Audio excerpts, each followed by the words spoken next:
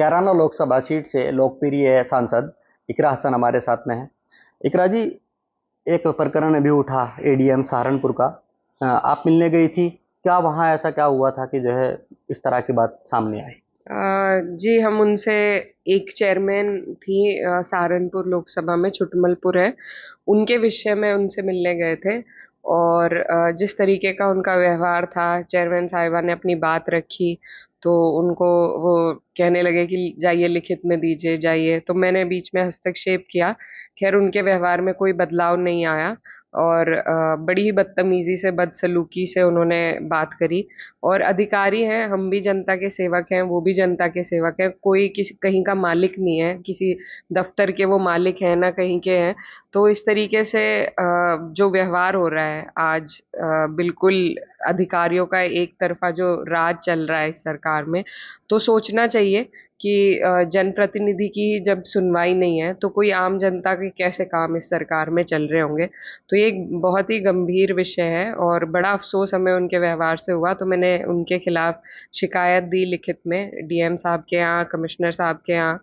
अब हम यही उम्मीद करते हैं कि जो सरकार बेटी बचाओ बेटी पढ़ाओ का नारा दे रही है, 33% आरक्षण की बात कर रही है, महिलाओं को सशक्त करने की बात कर रही है, तो वो सरकार ऐसे महिला विरोधी विचारधारा वाले अधिकारियों पर कड़ी से कड़ी कार्रवाई करे और उनको कम से कम ट्रेनिंग मिले कि किस तरीके से सलूक होना चाहिए, न सिर्फ किसी जनप्रतिनिधि के साथ बल्कि आम जनता, कोई महिला उनके पास आए तो अगर यही उनका व्यवहार रहेगा तो वो भी कहीं के मालिक तो है नहीं, आखिर लोक सेवक हैं, जनता के सेवक हैं।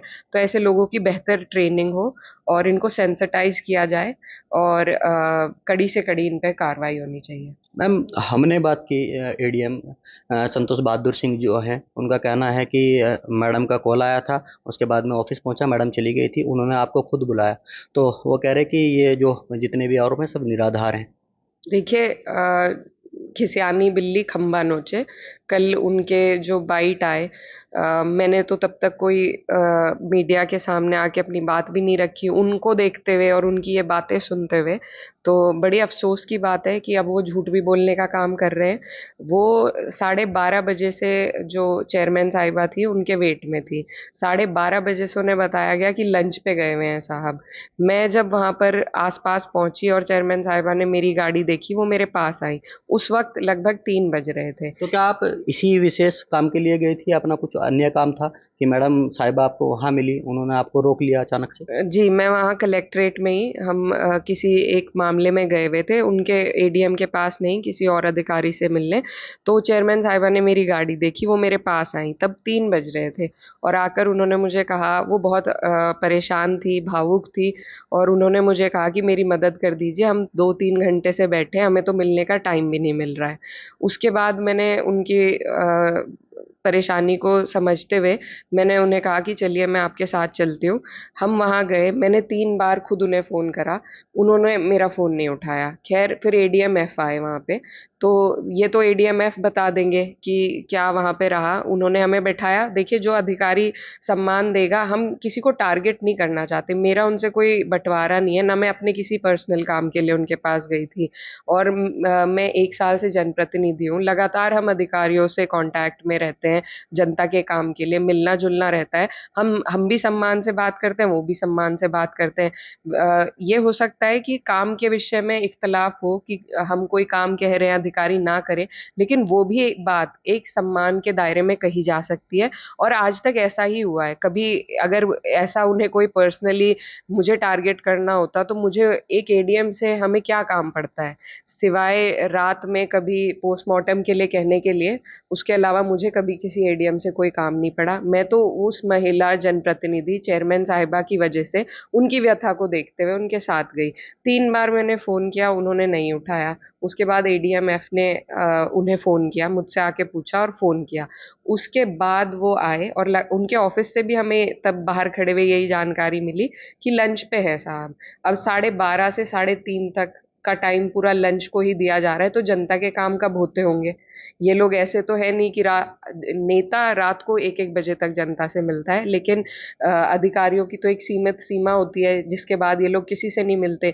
उस सीमित सीमा में 3-3 घंटे अगर आप लंच को देंगे तो आप काम कब करेंगे? तो मैम जब वो आए तो बता पाएंगी आप उन्होंने किस तरह का अभद्र व्यवहार किया, क्या उन्होंने बात कही? जी बिल्कुल, वो जब आए वो 3:30 पौने 4 के करीब वो वहां पर आए, और आते ही उनका एक मूड था कि उनके आराम में खलल हुआ, तो इसलिए वो पहले से ही एक मूड में आए, आकर बैठे, हमने बैठकर उनसे बात करी। उन्होंने मुझे कहा कि लिखित में आप दे दीजिए। मैंने उन्हें समझाया कि इनका जो मामला है वो आपसी कोऑर्डिनेशन का है, आप वो सामंजस्य बनवाइए और नगर पालिका का काम स्मूथली चलेगा। हम किसी की शिकायत भी करने नहीं गए थे। अगर मुझे टारगेट करना होता तो हम ईओ जो थे वहाँ के उन्हें भी टारगेट करते, लेकिन हम यही चाहते थे कि काम चले, विकास का काम हो, आराम से हो।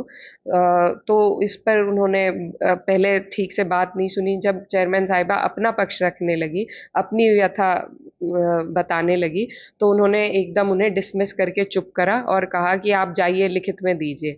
तो मैंने फिर वहाँ पर हस्तक्षेप करते हुए उन्हें कहा कि ये सब कहने का तो कोई औचित्य नहीं है, आपसे बात करने के लिए आए, ये क्या तरीका है? लेकिन उनके व्यवहार में कोई तब्दीली नहीं दिखी और लगातार वो उसी तरीके से बात करते रहे, जिसके बाद हम वहाँ से उठकर आ गए। ये बात भी 15 दिन की पुरानी है। मैंने लिखित में शिकायत ज़रूर दी, लेकिन अगर हमें कुछ उस तरीके से हंगामा करना होता हम तभी करते। ये बात मीडिया के समक्ष आई, कैसे आई ये भी बेहतर मीडिया वाले जानते हैं। मैम तो इस बात को लेकर अब सियासत खड़ी हो गई है, क्या वजह है इसके पीछे की? देखिए, गंभीर विषय है। ये जो देश है, ये अधिकारी, नेता और हमारे जो कोर्ट है, न्यायालय है, उन सब के बीच से बनता है, लेजिस्लेचर, एडमिनिस्ट्रेशन और जुडिशरी। अगर तीनों का ही एक अच्छा व्यवहार नहीं होगा तो लोकतंत्र कमज़ोर होगा। आज जो जिस तरीके से उन्होंने बर्ताव एक इलेक्टेड रिप्रेजेंटेटिव के साथ किया है, हम विपक्ष के ज़रूर हैं पर हम जनता से चुने हुए हैं। कोई अपना निजी काम लेके हम वहाँ नहीं जाते हैं, ना वो किसी ऑफिस के मालिक हैं। उनका भी दायित्व है जनता का काम करना और हमारा दायित्व है जनता की आवाज़ को उन तक पहुँचाना। तो अगर सुनवाई नहीं होगी तो देखिए ये लोकतंत्र पे हमला है और लोकतंत्र की जो प्रणाली है उस पर हमला है। और एक महिला विरोधी विचारधारा जो वो लेकर वहाँ बैठे हुए हैं, जब हम 33% महिलाओं को आगे बढ़ाना चाह रहे हैं, उन्हें प्रतिनिधित्व देना चाह रहे हैं, तो अगर ऐसे ही अधिकारी बैठे रहेंगे जहाँ महिलाओं की सुनवाई नहीं होगी तो किस तरीके से हम महिलाओं को सशक्त करेंगे? आज जो इलेक्टेड रिप्रेजेंटेटिव्स हैं, जब उनके साथ ये सलूक है, तो कल को इस आबादी को और अगर हम बढ़ाएँगे और इसी तरह के अगर अधिकारी बैठे रहे इस विचारधारा को लेके, तो उससे तो किसी का कोई सशक्त नहीं होगा। तो मेरी तो यही माँग है, हमारा काम है कि ऐसे लोगों को हम जनता के सामने पेश करें और उनके खिलाफ शिकायत करके उनकी करतूतों से लोगों को जागरूक करें, सरकार को जागरूक करें, जो हमने किया है। अब इस पे सरकार की नीयत हम देखना चाहते हैं कि क्या है? क्या वो ऐसे अपने अधिकारियों पे उन्हें बेलगाम जो होकर बिल्कुल काम कर रहे हैं, उन पर कोई लगाम लगाती है, उन्हें कोई ट्रेनिंग देने का काम करती है? हम उन्हें हमारी उनसे कोई पर्सनल वेंडेटा नहीं है, लेकिन कम से कम उनको इस तरीके से सिखाया जाए कि किस तरीके से महिलाओं से बात करनी है। हमारे समाज की संस्कृति है, सम्मानजनक बात सब आपस में करते हैं, महिलाओं का बहुत सम्मान हमारी संस्कृति करती है। अगर उसमें भी महिलाओं का इस तरीके से सरकार के अधिकारी अपमान करेंगे तो ये बर्दाश्त नहीं होगा। ये सिर्फ एक जनपद से जोड़ने का भी विषय नहीं है, ये एक लंबा विषय है। आजकल तो सत्ता के जो लोग हैं वो भी अधिकारियों के रवैये से परेशान हैं, हम फिर विपक्ष के हैं, लेकिन उसके बावजूद हमारा अधिकार है। अगर कोई हमारे अधिकारों का हनन करेगा, बदतमीजी करेगा, तो हम चुप नहीं बैठेंगे। तो मैम अगला कदम अब आपका क्या है? किस तरीके से इसकी शिकायत की गई, कहाँ तक जो है इस मामले को लेकर पहुँची? देखिए, अगला कदम हम अपनी तरफ से उठा चुके हैं। अब कदम उठाना है प्रशासन को और शासन को। क्या वो कार्रवाई करते हैं? क्या नीयत है उनके मन में बेटी बचाओ, बेटी पढ़ाओ और महिला सशक्तिकरण की? तो ये हम देखना चाहते हैं कि वो उनकी तरफ से क्या कार्रवाई होती है।